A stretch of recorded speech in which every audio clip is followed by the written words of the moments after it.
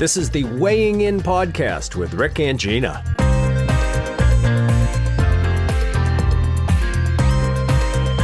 This podcast is a collaboration between Empower Weight Loss and Lifestyle Coaching and Next Step Lifestyle Coaching.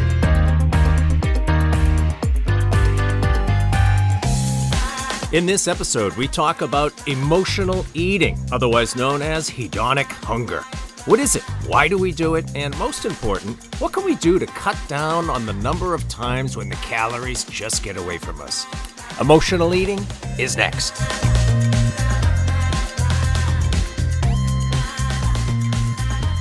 We banged this topic around more than once, and I think we both thought, oh boy, does that require some conversation. Yeah, it definitely requires us to weigh in about it. Yes, it does. No pun intended. Yes. And the highfalutin term of what we're talking about is hedonic hunger, otherwise known as emotional eating. Yes, exactly. Right? Yeah, it's such a good topic. It's a big one. It is. And it's one I have not been exposed to a lot of content, media, conversations, information about hedonic hunger. I think one of the earlier exposures, and I think that we both had, was that podcast, the Wonderful Commune podcast, where the host Jeff Krasno, interviewed Judd Brewer, an author, a professor here in Boston, and it just resonated with us. Yeah, he wrote the book, The Hunger Habit. Right. I mean, although we've never maybe heard about it being talked about, like you and I are going to talk about it today. Right. I feel like we have had so much experience with this concept in our work that we've done for 30 years with our clients and our members and our patients, and it comes up all the time. And I think to be able to dissect it and unpack it a little bit is going to help not only our members, but other people who struggle with this. Because I think it's a big topic. Yes. Yeah, 100%. So hedonic hunger, emotional eating, the drive to eat just for the pleasure of it, however you want to describe it. Yep. That's what we're talking about. Yep. Absolutely. And I dare say, Jina, certainly our work has us exposed to this topic through the years, but I suspect we both have a lot of personal experience with this as well. Yeah, absolutely. And I'm sure we all have stories. Each of us could share a fun story or two or three. I mean, I have a whole bunch. I'm sure you do too. Yeah. And it's just the human condition. It is just the way it is. I was kind of thinking, it's interesting. You know, we have several of our podcast episodes in the can, so to speak, just waiting to be sort of produced and published. I have seen, because my head's really been into it, a few themes that have emerged in our previous, I think it's 4 discussions. A couple of themes. One of them is just we continue to mention, as we should, the evolutionary underpinnings of the topics that we have covered, which broadly all relate to weight, health management, lifestyle change. So I thought that was very interesting that keeps coming up, because it just provides such an explanation for things. Mm-hmm. And to me, if we accomplish nothing else with this conversation, I'm hoping that sort of the takeaway is hedonic hunger, wanting to eat just because you want to eat, is the most normal thing in the world. Mm-hmm. Everyone has it. Mm-hmm. And in recognizing that, allow us to be a little less tough with ourselves. Right. When we're struggling with food temptation. Judgmental. Yes. Because there's so much judgment around eating, and it gets in the way of the decisions people make. Yes. And then, of course, then it's a little Debbie disaster to That's exactly bring right. us back episode to our 1. episode. Yes. If you don't know what a little Debbie disaster is, please cue up episode 1 of the Weighing In podcast with Rick and Jina. Yes. And I think, one of the things that I would love to accomplish in this is to take some of the shame out of the equation that people have with regard to losing weight and their weight history and just eating, because eating is a pleasurable experience. And going to your point about it being an evolutionary drive, like if we didn't have the drive, we'd all be dead, So like, it's okay but understanding it and increasing that awareness hopefully will help people so that they just don't judge themselves so harshly and bring all that shame into the equation. I just think that that's one of the goals I have for people who are listening to this, is they walk away saying, all right, you know what? I'm not going to be so mean to myself. I'm going to understand this a little bit better. And then maybe what can I do when I start to, hear these conversations? So those are some completely. Gee, I want to eat. I'm not hungry, but I just want to eat. Cue up. I'm not the only one. I'm not alone in this challenge or struggle. Everyone has this experience. There are reasons why we have this experience. It's literally built into us. Right. And in recognizing that, just a little less identification with it should be a different way. Yes. The shoulds. Why do I have to struggle with this? Yeah, no, I think that's great. Yeah. I think great. So maybe what we can do is just start by, you're the master of our podcast, of the evolutionary history of it all. That's in your wheelhouse. I'm going to let you speak to that. And then, what is the opposite of hedonic hunger? Like what would it be if it wasn't just eating for the pleasure of eating? Like, so yeah. so talking about all that. What a great question. That's great. I have a section of the books behind me that are related to just the insanity of today's food culture and the way that humans respond to the insanity. So, yeah. Let's define the term. So we've defined hedonic hunger, emotional hunger, the drive to eat, the pleasure for the pleasure of it. Right. That's one thing. And then you've got, let's just call it physiological hunger, right? Your stomach's actually grumbling. It feels empty. You can tell you haven't eaten in a long time. Yep. With each passing moment, you're thinking more and more about food. You could just keep going. Yeah. Actually, one of the things that Judd Brewer in that podcast mentioned was the idea that, so here's physiological hunger, technically homeostatic hunger, but just like the need for your body for calories. And then here's hedonic hunger, that there is massive overlap between the two. Because let's face it, when you're hungry because you really need calories, it doesn't mean that it isn't pleasurable to eat, right? Right.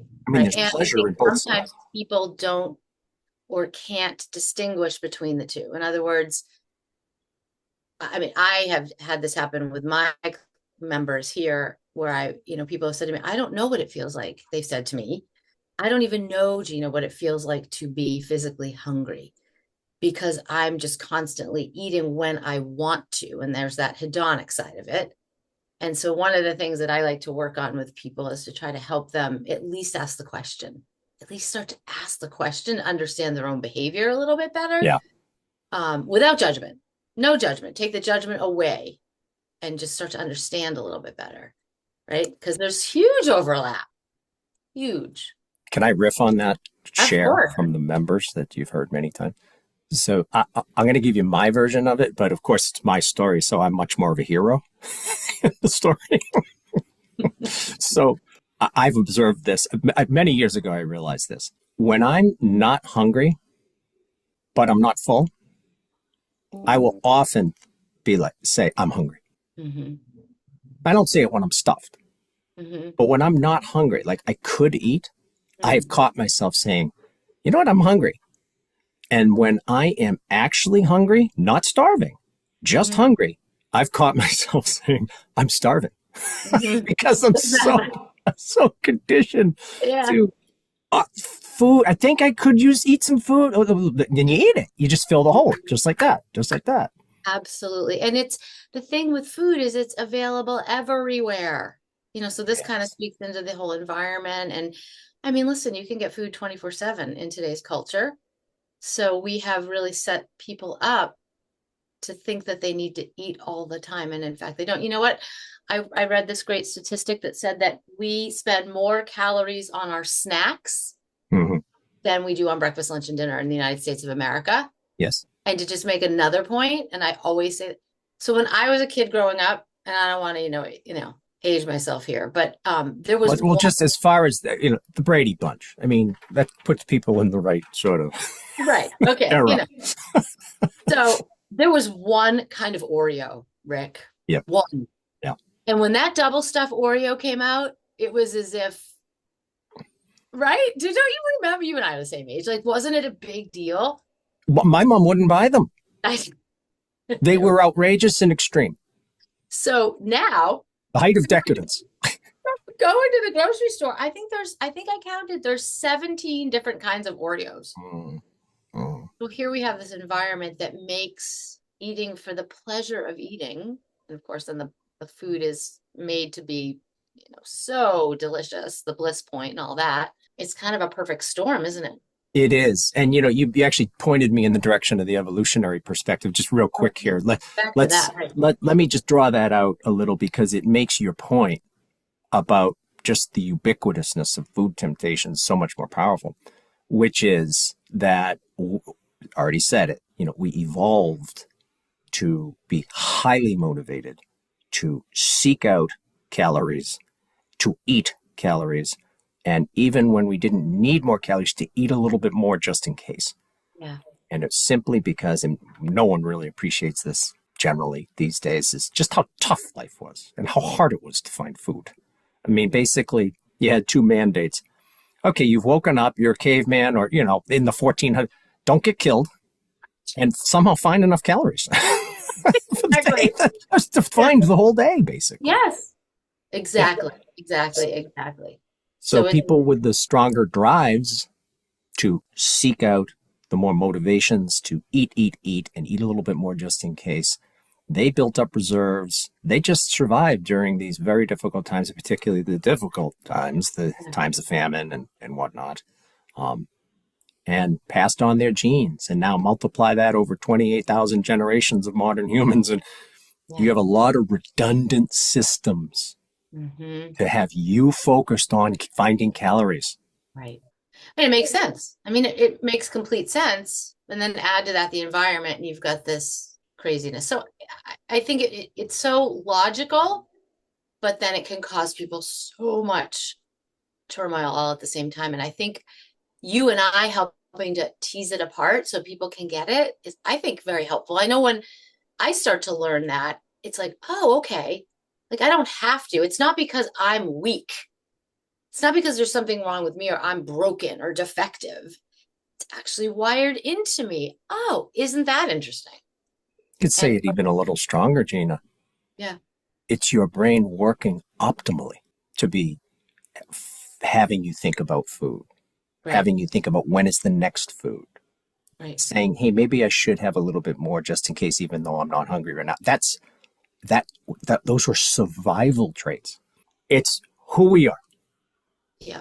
And I remember my first time of understanding this was I read something that said there's two kinds of hunger from the neck up and hunger from the neck down. And I always loved that, because hunger from the neck down is what we would call physiological hunger or homeostatic hunger, like that drive to get calories because you haven't eaten in 7 hours or whatever.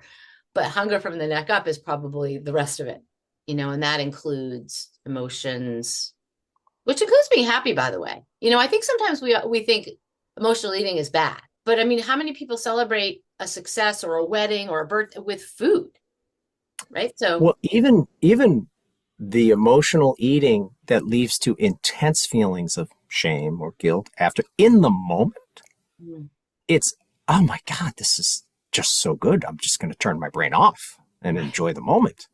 Right. Yeah. Right. And I also think we can lump eating when you're bored. Yes.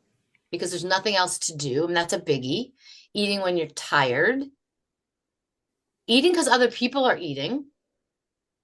Like, there's so much in that hedonic. I think it covers a lot of bases, and just to be aware of all that. Yeah. A lot of what you're mentioning here are excellent external cues that many of which just did not exist ever until the last blink, as we say, of an evolutionary eye. And suddenly our brains, our bodies, were asking them to do something that we've never had to do as a species. I think the caveman was bored. Uh, Poor well, Gabe. even if the caveman was bored, the way that he would fill that boredom was probably very different than how we do it today. Right. It's true. See, this is where it starts. Okay, so now this is where it starts to get interesting. So, premise number one, if you like to eat just for the pleasure of eating, even if you're not hungry, you're normal. Okay, that's Really. bedrock about this conversation, right? That's number one. So, little mindfulness here. When you catch yourself blaming yourself because you are overindulging, or why am I doing this, or whatever, you're probably not going to not do that. I'm not going to not do that. We're all going to do that. You catch yourself, and you catch yourself blaming yourself, and you say, you know what? This is normal. I caught myself being tough on myself, being my own worst critic. Let me let that go. Okay, so that's number one. Number two, your point about the environment. So everywhere, temptations everywhere, never ending. The buffet never ends. Try to describe a Pop-Tart to someone from the 1400s or a bag of Doritos. You can't, let alone that you can order them and Or have them Oreo. delivered to your home. Right. Yeah, no, absolutely not. So now here we are with this drive to eat, not just if we're hungry, but just because it's fun and pleasurable. And now the foods are right there within arm's reach. So now it gets really interesting because, well, I mean, I don't know who's immune to this. The idea of, well, if I can make myself feel good by eating in another kind of a blink of an eye, then why wouldn't I do that and do it a lot? And then it starts to become Reinforced. Yes, it gets reinforced. Exactly. And that's how humans learn, good or bad, is just constant repetition and reinforcement. Yes. And then those behaviors are there and they're hard to change. Intractable. I always say it's like the image that comes to mind for me with old, overlearned behaviors, good or bad, is like tire tracks in mud. Like they're very, how like, they're like, you can see them. And so you have to kind of find a new track to build new grooves. You know what I mean? I do. These are our neural pathways are the tire tracks, the grooves. And the more they're trod on, the Rivet on? Thank you. Get out of that word. Yeah. So it's a very, very tough problem. So here you are. So now let's go into another level of sort of an interesting aspect of society, which is, we've talked a lot. You love to use the phrase, the comfort crisis. I love that phrase as well. And here's another thing that's happening, that's unfolding around us, that we're participating in, that almost nobody is aware of. And that's another type of conditioning, which is the conditioning of comfort and immediate gratification as soon as possible. And boy, oh boy, don't make me wait. Yep. So let me ask you, do you ever buy anything on Amazon? Yes. Can you compare that versus trying to get that same item 20 years ago? Well, I know where you're going with this, and I'll tell you a funny story. So I decided for a while, maybe a year ago, that I was going to not shop on Amazon because I wanted to give small businesses an opportunity, like myself, just like support small business and go buy it, at the local store down the street. Anyway, that lasted about, I don't know, a few months maybe, because it's just easy, to your point, quick, easy, instant. And we like that. Absolutely. I'll never forget, I went to buy a particular long sleeve shirt for tennis. It had sun protection, playing a lot in the summer, right? So I go on to look, and I'm thinking, all right, I'll get a blue shirt. There were like 30 colors. Rows and rows of them. And I was like, oh my God, you think I just bought one? I have a bunch of them. Yep. I bought a bunch of them, and they came really, really fast. So again, the whole instant gratification thing. Mm-hmm. And now, it's just like, oh my God, I ordered it on Amazon. It's been 2 days. Like, where is it? I know. No tolerance. So that's like the comfort crisis. Mm-hmm. Well, if you think about it, Amazon is actually a great parallel to the world of food and eating, because we now live in a world where there are so many choices, the Oreos, right, available all the time, 24/7, and instantly whenever you want it. Amazon's the same way. And yes, to your point, when we don't get what we want right away, we get very pissed. We don't like it. 100%. I think about my own very poor behavior around cable TV. Mm-hmm. Here I am. I'm going to date myself. Okay, I may even. So true. I'm even a little Brady Bunch. But we had 3 channels. Here in New England, we had ABC, NBC, CBS. And then I remember when we got channel 56, it was like, what? A 4th channel? It's like, we are in the future. Now, what do we have? 1,000 channels, streaming services, right? Yeah. And so I have gone on Netflix and a show has been taken off. Yeah. And I've been incensed that now I only have, 40,000 other things to watch. It's just, I've been conditioned. Like, how far have we come from the 3 channel limitations? And then if the remote doesn't go fast enough, I mean, forget it. I'm like, you're like, what is wrong with this thing? And it's. Could you imagine? Imagine if when you use your remote, you had to wait 10 seconds for each button to work. You'd lose your mind.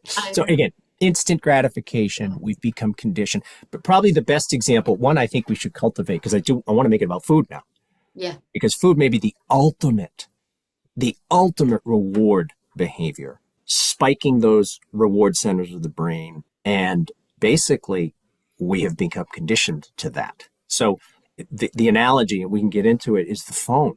How hard it is if you're waiting in line and your phone is there to not just check your phone.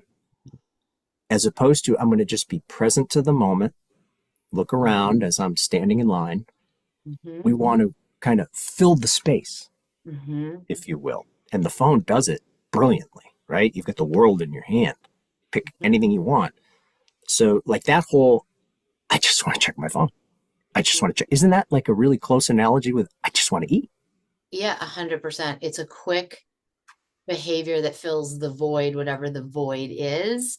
And not to get too heavy, but for some people, I mean, it might be a really uncomfortable void. There might be something there that they're really trying to fill. You know what I'm saying? And food is quick. Yes. Yeah. Yes. I mean, life is hard. Everyone deals, no matter who you are, you deal with negative emotions, some more than others, but we all deal with them, right? So here I am, fill in undesirable emotion. I'm sad. Yeah. I'm anxious. I can sit with that, or I can reward my dopamine centers, the reward centers of the brain, by eating something that's unbelievable, that tastes great. It's right there. We've never had more of it. And I could feel better. Yeah. Right there. Right. You've heard the phrase, eat my feelings. Yeah. And then you're just making those tire tracks deeper to the grooves are getting deeper and deeper every time you do that. Yeah. You know how we've taught the failure syndrome for 30 years, right? So it's a concept in the program that, we were trained in. And I'm thinking of a little bit of a different vicious cycle. Mm-hmm. So here you have at the top, you and your biology. You are built to want to eat. Right. Okay? So you eat food. Mm-hmm. Most people now struggle with weight, struggle with calories, fill in the negative emotion, right? It's very similar to the failure syndrome. Yep. Now I feel lousy about this. Why did I do blame, guilt, judgment? Mm-hmm. How do I solve that feeling? Mm-hmm. Well, I could watch TV, but what'd you say? Eat some more. Absolutely. What's better than food? It's like guaranteed solve in the moment. Yeah. And then you're back up to biology, feeling, food, feelings. How do I solve that? It's a vicious cycle, but one that people can get out of. Let's not have this be a hopeless conversation. Yeah. I mean, it makes so much sense. And I think to people watching this, the takeaway would be that, okay, it explains why I do the thing I do. It's an instinct, it's a drive, the food is available, it's reinforced, but okay, do I have to do that? Well, no, you always have a choice. You always have a choice. And I think part of what I want to do is raise that awareness. There's the mindfulness part. So just, that's, I think, super important when it comes to changing any behavior. You have to notice it first. You have to be aware that you're doing it and understand. Absolutely. And so people are so, we're so emotionally based. We do it and then we're consumed by the emotions. There's no like clarity of, oh, this is how the body is evolved, how we're built. This world of never ending temptation, it's never been that way before. And now suddenly it is. It's an Mm-hmm. evolutionary mismatch. Mm-hmm. Already, there should be a little less blame in there. There's no one who Yeah, hasn't had this experience. But right. now let's turn the corner a little. So with that awareness, now let's fill the space with some specific strategies. And I'm thinking maybe the most brilliant thing about how the methodology of how we work with people to change behavior is the value of the to-do approach. Mm-hmm. What Giving can yourself I do? permission to eat a lot more and to develop a wider variety of successful strategies. So Yeah. talk a little bit about why you think the to-do, I know how you feel about it, but let's just share it with people who are listening, why you feel Well, it's so valuable. there's four words I say to my members all the time, what can I do? What can I do? It's not what shouldn't I do? What do I need to stop? It's not negative, it's positive. So I think the reason it works is it empowers you. It puts you in the driver's seat of making the next best decision for yourself, right? So what can I do? Right? It gives you a place to go to put that energy. Because I sometimes think for people, and I've said this is a little hokey, but sometimes it's just energy that needs to be put somewhere. So if you can put it somewhere positive, like what can I do? I can go take a 5-minute walk. I can go make a shake. I can go have another apple. I can have another apple. Like none of that is going to be as detrimental to your weight, if we're talking about weight, as just giving in and eating the Doritos or whatever. Yeah. So let me ask you to expand on that. How many times have you had someone who's new to your program come in and you hear something like, because this is culturally embedded, I know I just have to kind of learn to be hungry. Yeah. I'm Yeah. going to Or I focus have to eat on less. what I have not to to learn to eat. eat less. Yeah, to eat less. Eat less. Yeah. And one of the things I love saying to my members is no, no, no, no, no. It's not about eating less. It's about eating fewer calories and it's about eating differently than you did before, but it's not about eating less. Not about eating less. And I mean, I have to be honest, I eat so much food and no one's going to believe that. No one's going to believe that. But if you asked anybody who knew me, but I eat, I have a certain, there are certain choices that I make. So we call it being in the box, right? So this is our jargon. So I'll just give people, but basically that's just represents the food decisions that I know I can rely on. And those are the ones I make. Now, if I don't eat those, then the question, what can I do, still comes into play. What can I do? What can I do is I can just write it down and I can just know that it's part of what I did and move on from there. But that takes some time to get there It because does. the It does. But judgment piece is hard for people.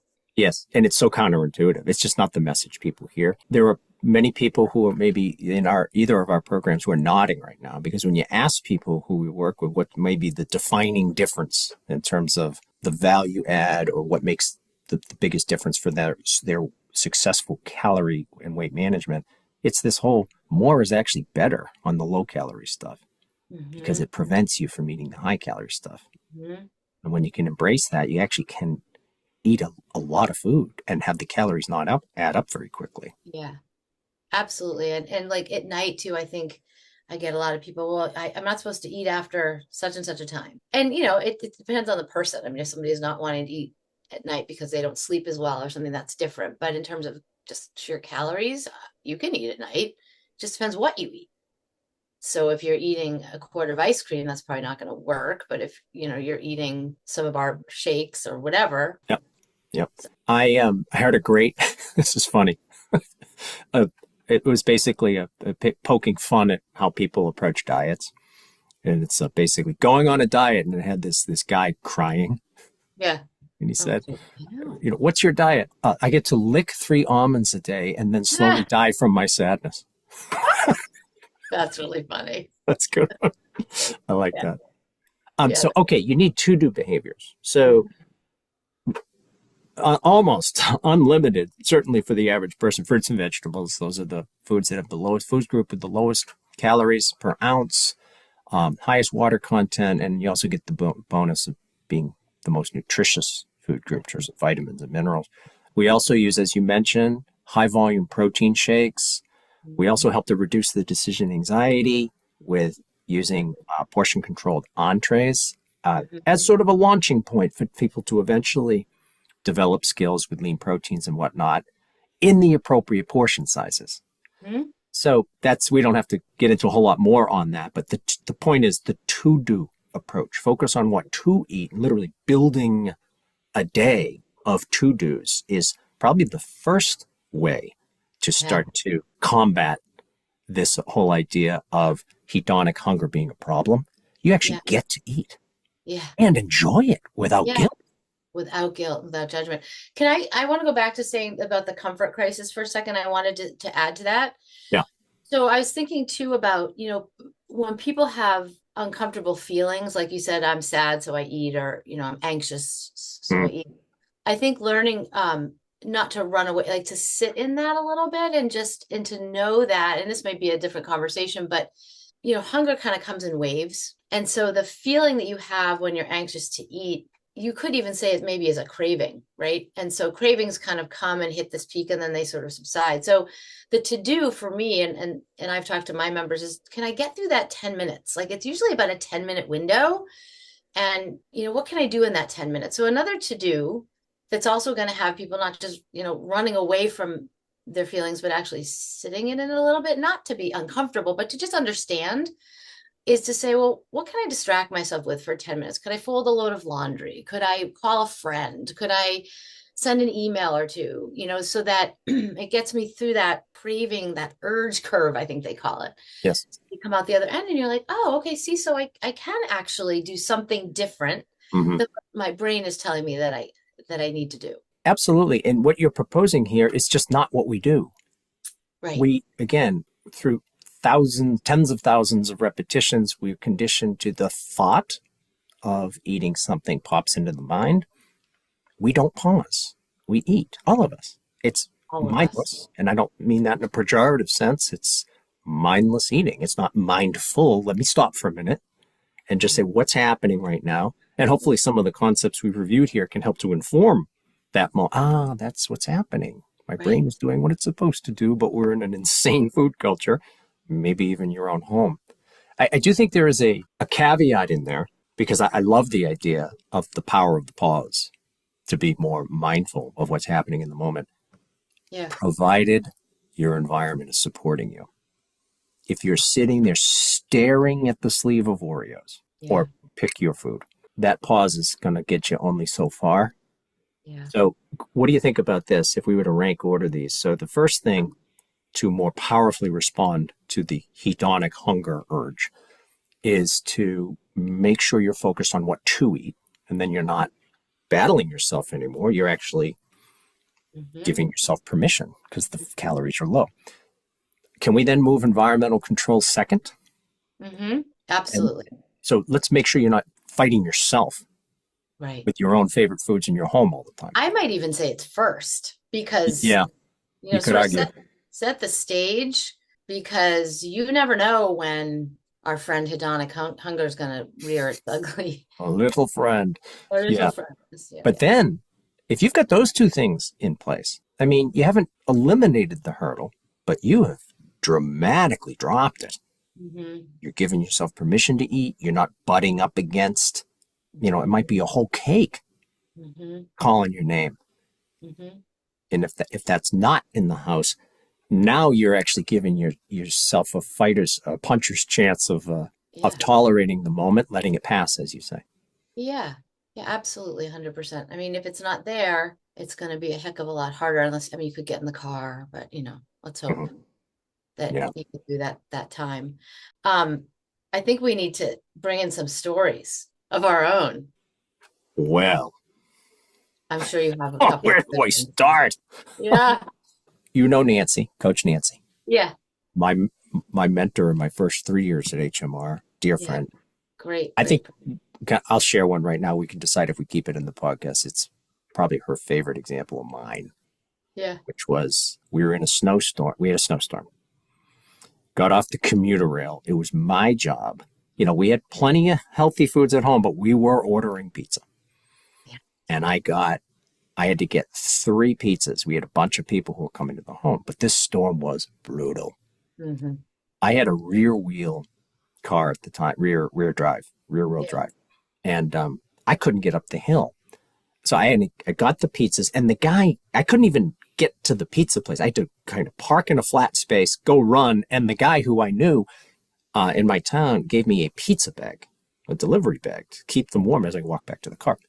So I'm trying to get up yet another hill to my home, can't get up. I said, I have to go park at the grocery store, which is like a mile and a half from my home, and it is pouring, and I'm in like work shoes. Yeah, yeah, yeah.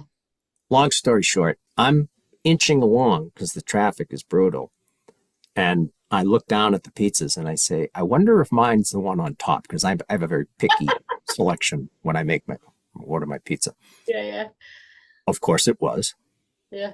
So what do you think I said? I'm just going to have a slice. That's exactly. I'm just going to have one slice. One slice. Just one. I mean, victim, hero, pick your poison. You know, Right. I'm like in a snowstorm. I'm delivering these. I'm going to have to go a mile and a half carrying pizza. But anyway, so But I had did you stop to ask if you were hungry?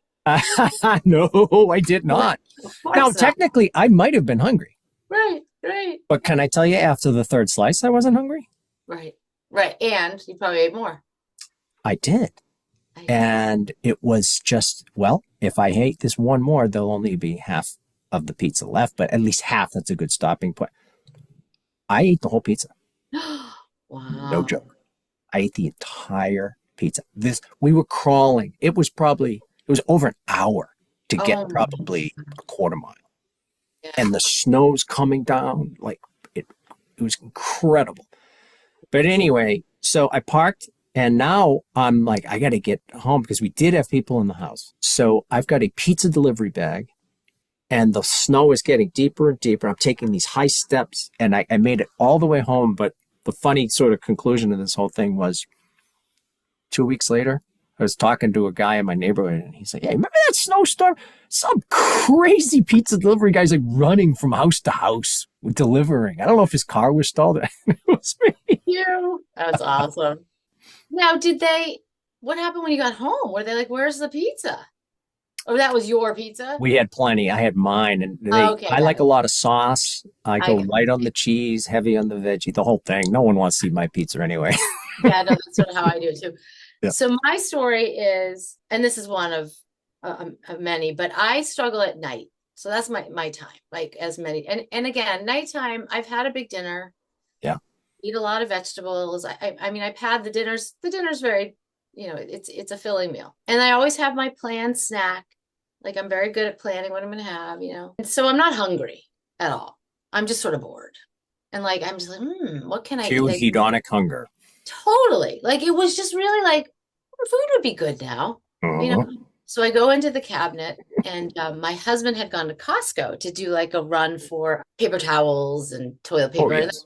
Right. But he brought home, and I don't know if people are familiar with this, but there's a tub, and I'm not like of animal crackers.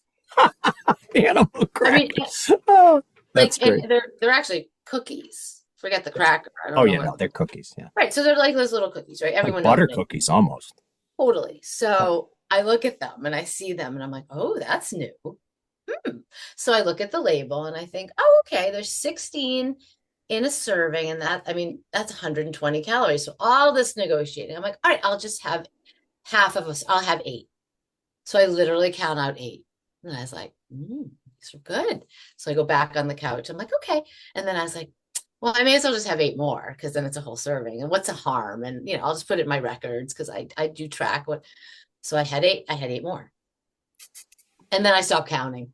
I was just like 4 more here, 4 more there. And I just estimated, but the moral of the story is twofold. Environmental control, going back to what we just said, like they should not have been there. And so I took them and I put them up in my husband's office and put them in his closet. And I was like, these are for you, because I can't eat them. And then the other is, I wasn't hungry at all. No. I wasn't physically hungry. I wasn't going to die if I didn't eat those. I just wanted them. I just wanted them. I think you could look at that where you may have gone down the path of being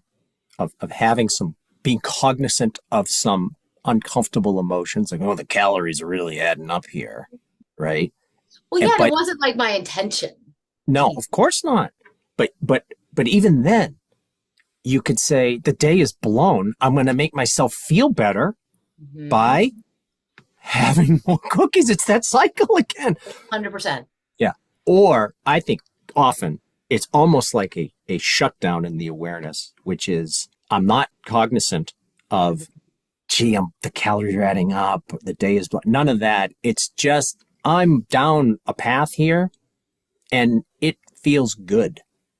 Because your pleasure centers are being activated. That's what food does. That's kind of our whole point. Totally. Just as another reinforcement for having an unsupportive food environment is a really tough row to hoe. Yeah. I mean, the thing is food is going to win. The food's going to win. Yeah. Especially at night. Like I'm tired and the food's going to win. You can negotiate it 7,000 times, but the food is going to win. Willpower is not even in the equation at that point. Yeah. So just take it out. Willpower, we didn't even discuss. I mean, that's a whole other topic that's related, but could use its own weighing in. Completely. But I'll say this has been, I think, yet another sort of angle at supporting some of our primary programmatic themes. You've got to make some environmental control changes so that you're not thinking willpower or the strength of your resolve is somehow going to be enough for you to successfully say no over and over again to foods in the house. So EC, number one, environmental control. Number two, the power of the to-do approach. Yes. Wow. Yeah. It's a miracle for some people. Yeah. What can I do? What can I do versus all the shame and the negative and I can't have and less and push away and things that don't work. And then finally, bring some of the concepts we've talked about here to the table, some awareness of the fact there's nothing broke with you in your brain or your body. It's acting exactly like it's supposed to be because that used to help you survive. So a little less blame, a little less judgment as we stay in the game here. Yeah, 100%. I think this is a good one. I think this will really help people. I hope so. All right. So that was fun. That was fun. Till next time. Till next time. Thanks for listening, everyone.